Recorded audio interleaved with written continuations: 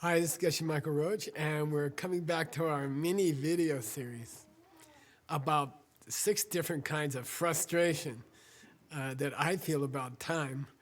And then we're trying to talk about solutions that can give us a better relationship with time, where time is working for us and it's not giving us pressure or making us feel stressed out. And the next frustration I have, here you can see these guys eating dinner together. It's a Christmas dinner. And in fact, this week, I've been negotiating with a hotel about me and Veronica's, we want to have a wedding dinner. So we were supposed to have a big wedding ceremony at a nice hotel. And we even paid a lot of money. And then COVID came. And finally, we had to have our wedding, just with 2 or 3 people because of the COVID last July. But we thought, we still want to have this nice wedding dinner, this kind of wedding celebration. And we also wanted to do it on Thanksgiving because that's when we met each other 52 years ago. And we thought it would be nice, and then we thought it would be a nice chance to thank all of the people that we work with, because we all work together very hard. And we made a long list. I think it's going to be 60 or 70 people just in this area. Why am I talking about that? We were trying to set, in fact, tomorrow morning I have to call back. And they said, well, how long do you want this dinner? And we said 2 hours. And then the lady in charge of the hotel, she called me. She said, look, Michael, 2 hours is not enough to have a nice dinner with your friends, And I said, wow, it seems like a long time. And she said, no, there's a funny thing about when you're really enjoying yourself with your friends, and you sit down and celebrating Thanksgiving together, and which is we want to thank each other for existing and being in our life. And they said, make it at least 3 hours. And I think this is my other frustration about time, is that when I take time to enjoy a meal with a close friends or something like that, and we go to this Italian place, right? And we sit outside under the trees, and then suddenly it's time to go home. And then I'm like, wait a minute, that was too fast. The time went too fast. That's one thing, right? And then there's meetings with your accountants. Next picture, Seiji. Or there's meetings with friends who want to tell you their problems for 3 hours, 4 hours. And they start telling you over and over again the same problems. The lady on the left, I don't know, maybe it happens to you. Her friend is talking about this boy she met. And, at first they're having a good time. And then later they start having problems. And this lady on the right, she talks about these problems with her friend 2 times a week, 3 times a week. And the time goes incredibly slow, okay? Like you have other things you want to do. You want to be polite, and you want to be compassionate. You want to listen to your friends' needs. But it just seems sometimes like someone's complaining, or someone is repeating the same thing every time you meet them about some problem with their relationships or something. And then, I don't know if you get this feeling, I'm guessing you do, but time just seems to slow down, Like, it feels like they've been talking for an hour. And you look at your phone, and it's only been 10 minutes, and you're like, what? So I think the next frustrating thing about time, and let's face it, it doesn't go at the same speed. When you're having dinner with some good friends, it just seems to rush by. The time rushes by. And then, when you're sitting and someone's just repeating some personal problems they're having over and over again, it seems like the time just slows down and it feels like torture. Is there a solution? Can we fix it? And I have the guy this is Mr. Einstein. I like him because he did teach at Princeton also. He worked at Princeton. He owned a house on Mercer Street, which is close to where I used to live. And he had this idea, okay?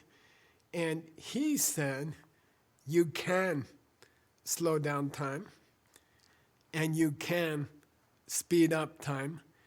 And oftentimes, he would talk about it as bending time. You can bend time.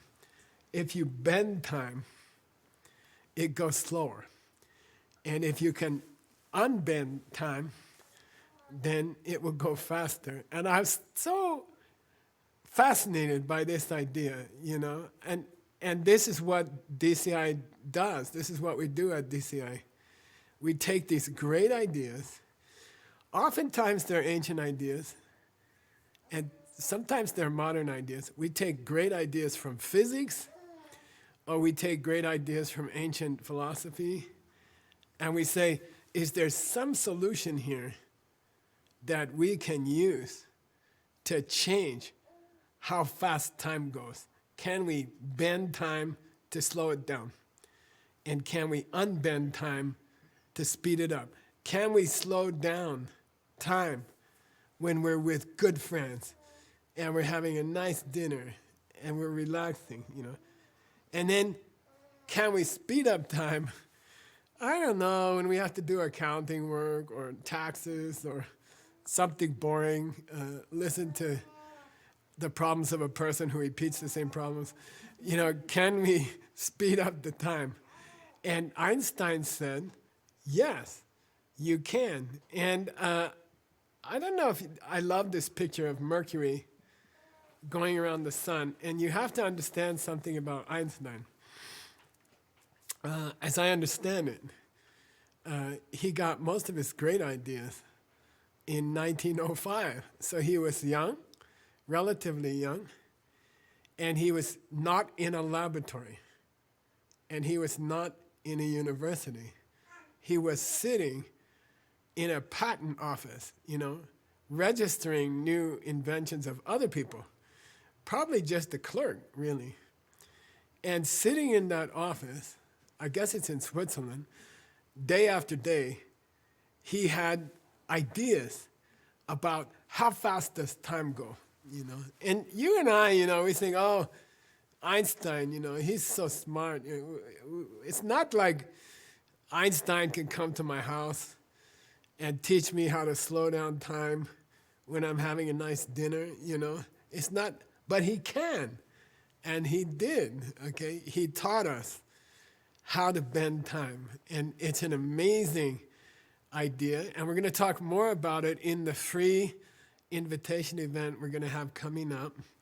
We're going to talk more about Einstein's idea of bending time, because you can learn to bend time.